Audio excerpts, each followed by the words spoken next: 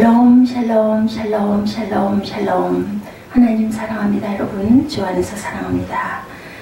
예루살렘의 음행이죠. 계속해서 에스겔 16장 오늘은 35절부터 마지막 절 63절까지 우리 함께 교독했습니다.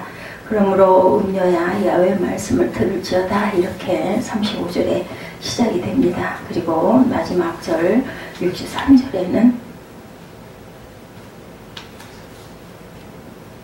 이는 내가 네 모든 행한 일을 용서한 후에 내가 기억하고 놀라고 부끄러워서 다시는 입을 열지 못하게 하려 함이니라. 야훼의 말씀이니라. 하나님께서는 다시는 입을 열지 못하게 하려고, 부끄럽게 하려고 내가 너에게 이렇게 한다라는 거죠. 영원한 언약이, 내가 너의 어렸을 때와 너와 세운 언약을 기억하고 너와 영원한 언약을 세우겠다라고 말씀을 합니다. 내가 네 형원의 아우를 대접할 때 내 행위를 기억하고 부끄러워할 것이라. 내가 그들을 내게 딸로 주려니와 내 언약으로 말미암으리라. 내가 내게 내 언약을 세워 야훼인 줄 내가 알게 하기 위해서 내가 이렇게 한다. 이스라엘 백성의 타락도 그들이 이제 하나님의 거룩한 도성인 예루살렘과 성전이 송두리째 악한 거짓의 영에 붙잡혀 버렸습니다. 악한 영이 구약에는 뱀으로 시작을 하죠. 신약에는 독사의 역사 마찬가지죠. 그 독이 있는 뱀입니다. 마지막 때는 용의 역사가 될 것이다. 계시록에는 이렇게 나타나죠. 이것은 개인적으로 죄가 장성하는 것을 의미하고 있고, 역사적으로는 악한 사탄의 역사가 갈수록 무섭게 세상을 휘젓고 갈 것이라는 그런 의미를 갖고 있습니다. 그들의 귀는 어떤 하늘의 소리도 들을 수 없는 귀가 되어버립니다. 악한 영에 사로잡힌 그러한 그 시대의 이스라엘 백성들이죠. 그들의 마음은 온통 거짓의 세력에 미혹돼 버리고 말았습니다. 이제 그들에게서 하나님의 백성이라고는 그런 그 모습은 어디에도 찾아볼 수가 없다. 이러한 예루살렘과 같은 모습이 마지막 때에도 그대로 이 세상에 실현될 것임을 저희들이 주님께 다시 한번 각성하고 기도하는 저와 여러분들이 되어야겠습니다. 오늘도 우리는 나의 더럽고 추한 죄를 예수 그리스도의 보혈로 정확하게 씻음받아야 되겠고, 악한 세상 속에서 하나님의 백성답게 거룩하게 살아가는 귀하고 복된 저와 여러분들이 되시기를 주님의 이름으로 축복합니다. 첫 번째 음녀에 대한 심판이 35절에서 43절까지 나타나 있습니다. 하나님은 예루살렘에 대해서 너 음부야 하시면서 심판을 왜 받는지 36절에서 언급하시죠. 여호와의 말을 들을지어다. 너 음부야 여호와의 말을 들을지어다. 나 주 야훼가 말하노라. 내가 내 누추한 것을 쏟으며 내 정든 자와 행음함으로 벗은 몸을 드러내며 가증한 우상을 위하여 내 자녀의 피를 그 우상에게 드렸은즉, 누추한 것은 히브리어로 네오쉐텍이라고 하는데 과소비, 낭비를 의미하는 말입니다. 다시 말해서 백성들은 16절에서 21절에서도 언급했던 것처럼 많은 물질과 잔자들까지도 우상에게 바치는 영적 행음을 했다. 우리는 누추하다 그러면은 너무 가난하고 어렵고 없어서 헐벗은 모습인데, 여기서는 네이쉐텍이라는 것은 과소비, 낭비를 의미한다고 나타나 있습니다. 이런 백성들에게 하나님은 4가지 심판을 선포하고 있는데, 특이한 점은 내가 라고 앞서서 언급하고 있다는 점이죠. 이것은 곧 하나님이 직접 심판의 주권자가 된다는 것을 의미합니다. 내가 이렇게 하겠다. 첫째로 내가 사방의 모든 자로 대적하게 할 것이다. 37절에 이렇게 증거하죠. 사방의 모든 자들 중에는 한때 그들의 정든 자, 사랑했던 자들이 포함되어 있습니다. 이스라엘이 강하고 재물이 있을 때 이방의 나라는 이스라엘과 관계를 가졌지만, 이제 약해지고 재물이 바닥난 이스라엘을 이방의 나라들이 좋아할 이유가 없죠. 이제 이방의 나라들은 이스라엘을 대적할 것이고, 이것이 곧 악한 영들의 정체입니다. 하나님은 오히려 가난하고 병든 자를 찾으시지만, 악한 영들은 자신의 그 욕심을 채우고 나서 이제 나올 것이 없다고 판단되면 가차없이 버리죠. 그런 속성을 가지고 있습니다. 누가복음 4장 18절에 주의 성령이 내게 임하셨으니 이는 가난한 자에게 복음을 전하게 하시려고 내가 기름을 부으시고 나를 보내사 포로된 자에게 자유를, 눈먼 자에게 다시 보게 함을 전파하며 눌린 자를 자유케 한다. 이렇게 말씀합니다. 다시 말해서 이 말씀은 성령은 가난한 자, 포로된 자, 병든 자를 위해 일을 하시지만 악한 영은 반대로 멸망시킨다. 단물을 다 빨아먹고 나면 멸망시킵니다. 예루살렘은 벗은 몸으로 수치를 당하는 것처럼 이방인 나라에게도 조롱과 수치를 당하게 될 것이다. 둘째, 내가 너를 국문할 것이다. 38절에 이렇게 말씀하시죠. 하나님은 직접 국문하여 진노의 피와 투기의 피를 흘리게 하실 것이라는 겁니다. 진노의 투기는 무관심 속에서 나오는 것이 아니라 지극히 아끼는 마음에 대한 배반의 그 결과물이죠. 하나님의 사랑을 버리고 배반한 대가를 독특히 치르게 할 것이다 라는 거죠. 보통 사람들은 하나님의 사랑만 생각합니다. 그러나 이것은 하나님을 잘 모르고 있어서 하는 말이죠. 독생자 예수를 이 땅에 보내주시고 십자가에서 온몸의 물과 피를 다 쏟게 하신 것은 인간으로 측량할 수 없는 하나님의 엄청난 사랑입니다. 그런데 만약에 그 십자가 예수 사랑을 저버리고 살아간다면 하나님의 무서운 진노와 심판 또한 피할 거리 없다. 로마서 14장 23절에 믿음으로 쫓아 하지 아니하는 모든 것이 죄이니라. 예수를 믿지 아니한 자는 하나님의 진노의 죄의 대가를 받게 될 것이라는 거죠. 셋째로 내가 사방의 모든 자로 강탈하게 할 것이라는 것. 39절에서 41절에 나타나 있습니다. 내가 또 너를 그들의 손에 붙이리니 이렇게 말씀하죠. 하나님은 자신을 떠난 자들을 악한 세력의 손에 맡길 것이라고 말씀을 하십니다. 다시 말하면 모든 주권이 하나님의 손에 달려 있다라는 것입니다. 하나님의 손이 예루살렘에서 떠나자 회파하며 벗기고 빼앗고 버려두며 돌로 치며 칼로 찌르며 불사르고 이렇게 될 것이라고 말씀하시죠. 하나님의 손이 나를 붙잡고 있는 한 어떤 악한 영들도 나를 절대로 무너뜨릴 수는 없습니다. 그러나 하나님의 손이 나를 떠나는 순간 악한 영들의 무자비한 공격을 받아서 철저히 무너지고 말 것이다. 계시록에 나오는 7교회 중에 에베소 교회 예수님이 하시는 말씀이 이렇게 말씀하시죠. 첫사랑을 회복하지 아니하면 촛대를 옮겨버리겠다. 계시록 2장 5절입니다. 첫사랑을 회복하지 아니하면 촛대를 옮겨버리겠다. 성령이 떠나겠다 그러죠. 다시 돌이키지 아니하면 너희들 받은 그 은혜를 생각하지 않고 첫사랑 하나님 사랑할 때 그 마음이 다시 돌아오지 아니하면 성령이 떠날 것이라는 그러한 말씀이죠. 넷째로 내가 그 행위대로 보응할 것이다. 42, 3절에 공의 하나님은 반드시 행한 대로 보응하신다. 넷째로 42절에 보응의 정도가 언급되고 있는데 하나님의 분노와 투기가 떠나고 하나님의 마음이 평안할 때까지 계속 이렇게 너희들에게 보응해서 갚을 거라는 것이죠. 다시 말해서 철저하게 심판하시겠다는 뜻입니다. 왜 이토록 무서운 보응을 당하게 되는지 43절에서 말씀하시죠. 어렸을 때를 기억하지 아니했기 때문이다. 즉 하나님의 은혜를 잊어버렸다. 첫사랑을 다시 회복하고 다시 떠올리고 다시 돌아가지 않았다라는 거죠. 하나님의 은혜를 잊어버리자 교만이 들어오고 그 교만은 배운 망득한 짓을 저지르게 하였고 걷잡을 수 없는 죄악의 구렁텅이에 빠져서 나오지 못하게 될 것이다.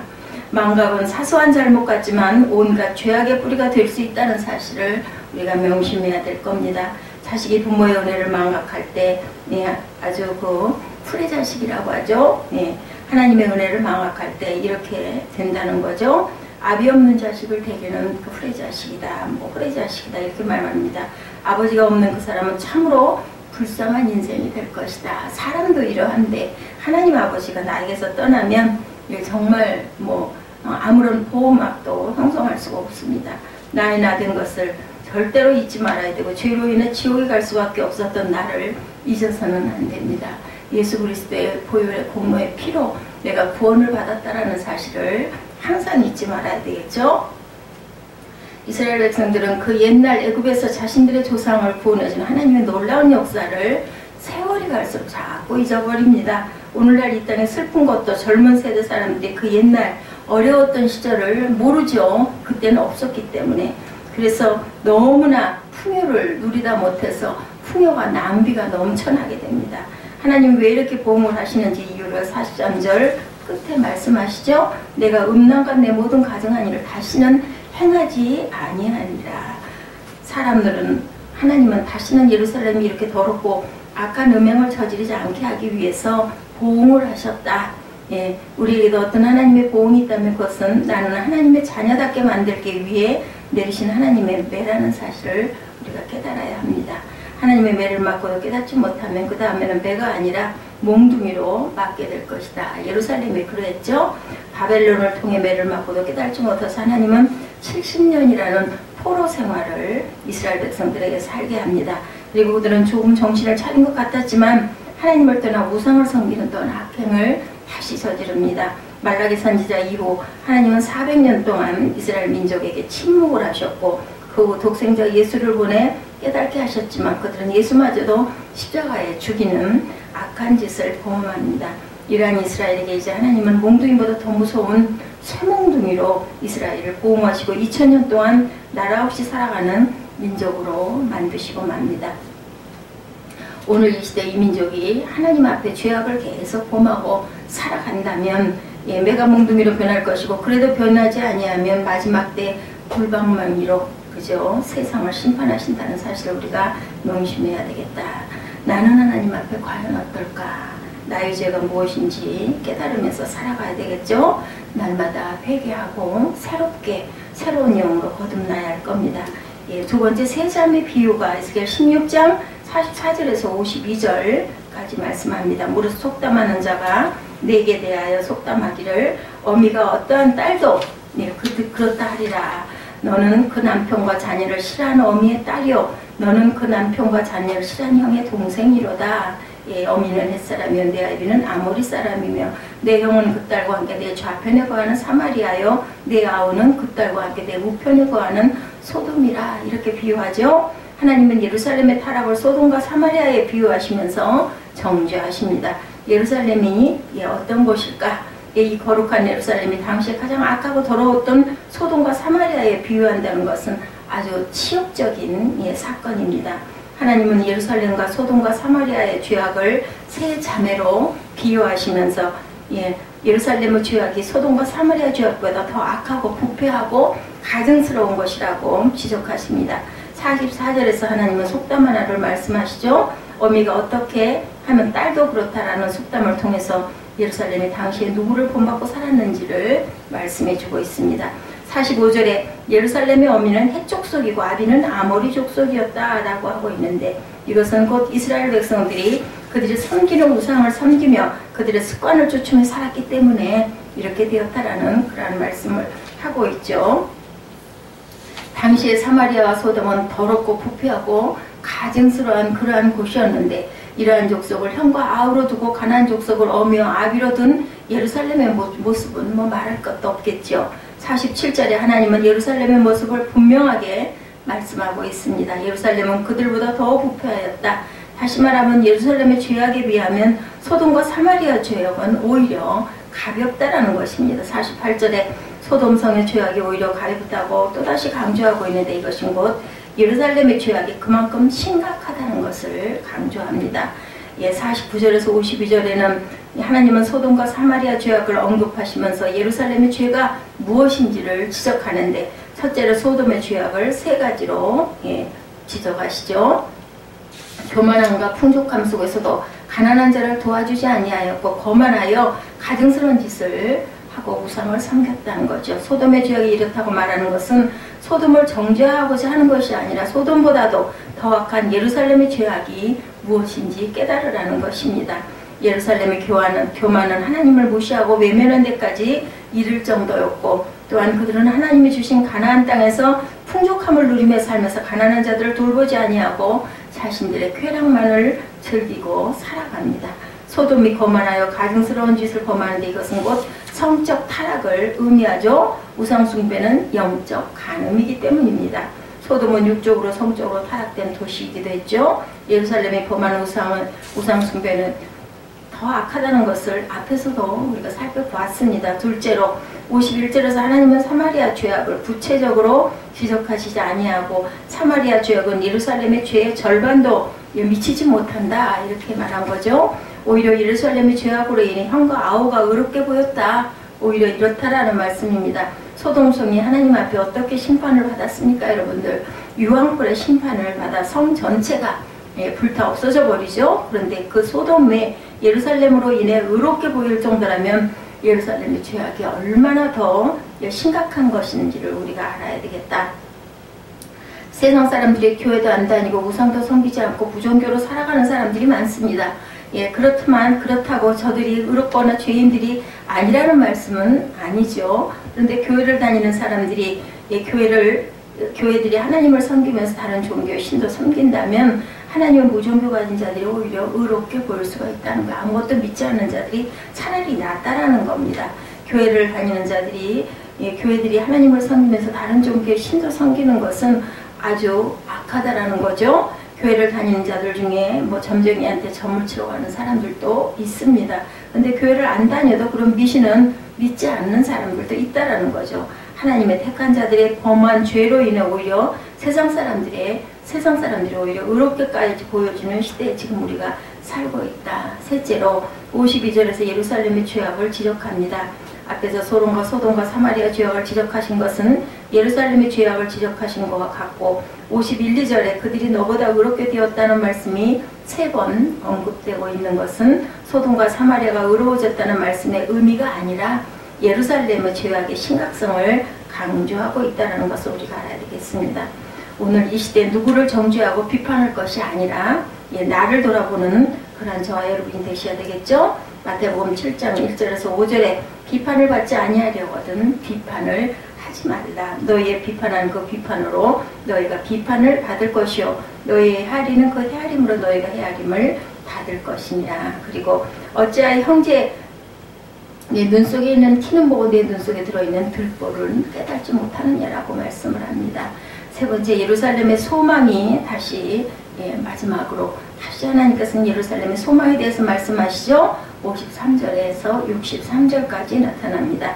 예루살렘은 하나님의 심판을 받을 것이고 일찍이 예레미야 선지자가 말씀하기를 바벨론 포로에서 70년이 차면 다시 회복하게 하시겠다라는 언약의 말씀대로 하나님은 이스라엘을 다시 회복해 할 것이다.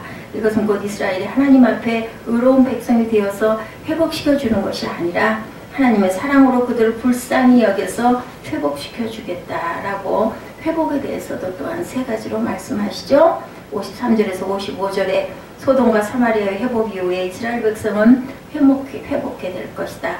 바벨론 포로에서 귀환할 때 회복의 순서가 정해질 것이라는 거죠. 이스라엘 백성들은 자신들이 이방인들하고는 비교도 안 되는 하나님께 택한 백성들이라고 자부하였는데 맨 나중에 회복해 된다는 것은 참으로 부끄러운 일이 아닐 수 없습니다. 소돔과 사마리아 사람들은 이스라엘보다 먼저 귀환함으로 큰 위로를 받을 것이다 이렇게 말씀합니다. 이스라엘은 이방인들이 회복하는 것을 보면서 하나님께 질문합니다. 그 답을 56절에서 59절에 하나님이 말씀합니다. 첫째, 소돔과 사마리아가 멸망받을 때 이스라엘을 교만하여 깨닫지 못하고 비웃었기 때문이라는 거예요. 둘째로는 이스라엘은 소돔과 사마리아에게 주어지지 않은 하나님의 귀한 율법과 언약을 받았음에도 그것을 멸시하고 배반했기 때문이다. 셋째로 하나님은 다시 이스라엘과 언약을 세우시겠다. 그 언약은 옛 언약을 초월하는 새 언약이라고 말씀합니다. 새 언약에 대해서 3가지로 말씀하시죠.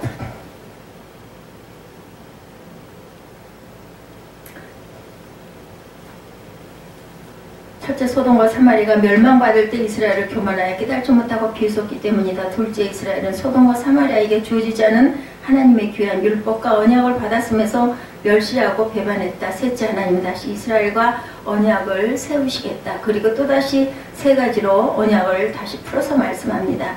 첫째로 어렸을 때 세운 언약을 기억하라. 60절이죠. 이스라엘이 출애굽한 후 하나님은 시내산에서 언약을 맺고 언약의 증표인 율법을 주셨습니다. 그런데 이스라엘은 그 언약을 깨뜨리죠. 하나님은 그 어렸을 때 세운 언약을 기억하고 있다라고 말씀을 하시는 거예요. 둘째로 새 언약은 하나님의 언약이다. 61, 2절이죠. 내 언약으로 말미암음이 아니라라고 말씀합니다. 내 언약, 이스라엘의 언약이 아니라는 겁니다. 내가 네게 내 언약을 세워서라고 말씀하죠. 하나님의 언약이라는 말씀이죠. 하나님의 새 언약은 이스라엘과만 맺어진 옛 언약 같은 언약이 아니다. 이제 하나님은 언약은 영원한 새 언약이 될 것이라는 거죠. 새 언약은 율법의 폐기가 아니라 율법의 완성으로 주어지는 언약이다. 바로 그 영원한 언약이 예수 그리스도가 십자가에서 죽으심으로 영원히 변치 않는 소금 언약이 될 것이다.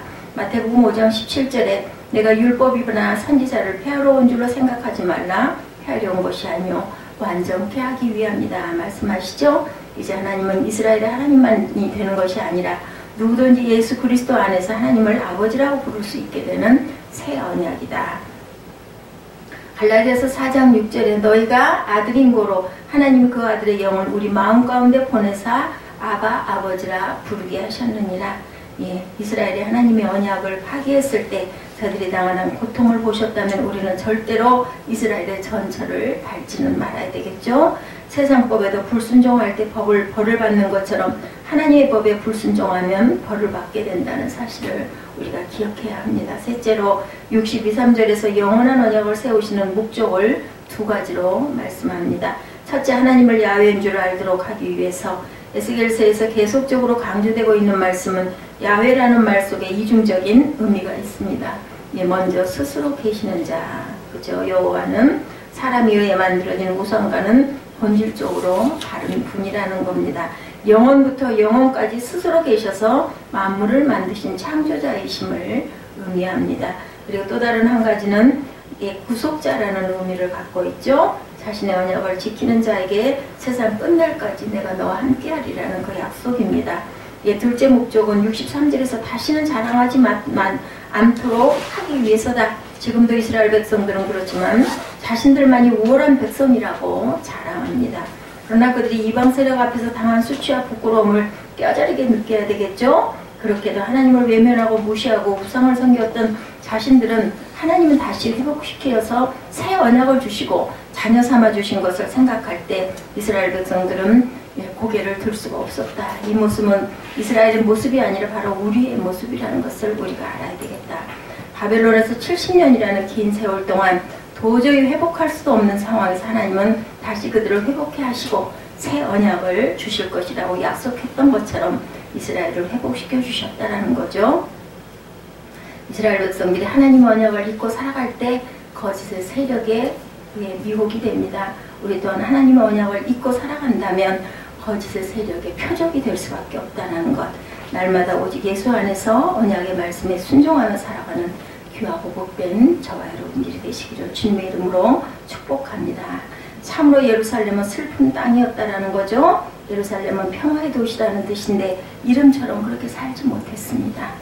새 언약을 믿고 또한 처음 하나님의 예수님의 하나님의 첫사랑을 우리가 회복해야만 내가 너를 온전하게 회복시켜 주겠다. 그렇지 않으면 촛대를 옮겨버리겠다라는 말씀입니다. 가장 아름다웠던 에덴 동산에 있던 것도 이라크인데 그것은 얼마나 많은 전쟁으로 많은 사람들이 죽었는지 모릅니다. 에덴 동산이나 예루살렘이나 모두 거룩한 땅입니다. 그러나 아무리 거룩한 땅도 사람이 거룩하지 못하면 타락하고 만다는 사실을 우리가 깨달아야겠습니다. 예루살렘의 역사를 뒤돌아볼 때 하나님의 말씀대로 BC 586년에 바벨론에 의해 멸망되고 70년 동안 바벨론 속국으로 살죠. 그리고 하나님은 오늘 본문 말씀대로 이스라엘을 다시 회복시켜 주시죠. 그들은 고국에 돌아온 백성들은 무너진 예루살렘 성전 앞에서 회개하며 BC 516년의 성전을 다시 재건합니다. 그러나 세월이 흘러가면서 이러한 역사적 아픔을 잊어가면서 또다시 타락합니다. 예수님이 이 땅에 오셨을 때 예루살렘 성전은 이미 강도의 소굴로 변해버리죠. 예수님의 예언대로 AD 70년에 로마 디도 장군에 의해 또 처참하게 돌 위에 돌 하나도 남기지 않고 불타고 무너져 버립니다. 진실로 하나님의 백성이라면 거룩하게 살아야 되겠다. 인간이 거룩하지 못하면 그 어떤 영적인 놀라운 곳이라 할지라도 결국은 타락해버리고 만다. 베드로전서 1장 16절에 내가 거룩하니 너희도 거룩할지니라. 데살로니가전서 4장 3절에 하나님의 뜻은 이것이니 너희의 거룩함이니라. 히브리서 12장 14절에 모든 사람으로 더불어 화평함과 거룩함을 좇으라. 이것이 없이는 아무도 주를 보지 못하리라. 거룩하지 못하면 어떤 화려한 성전도 아무리 위대한 자도 하나님 앞에 내침을 받게 될 것이라는 것을 우리가 기억해야 되겠고, 날마다 예수 그리스도의 피로 거룩함을 이루어가는 귀하고 복된 저와 여러분 되시기를 주님의 이름으로 축복합니다. 히브리서 13장 12절입니다. 그러므로 예수도 자기 피로써 백성을 거룩히 하려고 성문 밖에서 고난을 받으셨느니라. 예수님이 저와 여러분의 구원을 위해서 성문 밖에서 고난을 받고 돌아가신 그 사랑을 기억하시고 오늘도 주의 사랑 안에서 승리하시는 저와 여러분 되시기를 주님의 이름으로 축복합니다.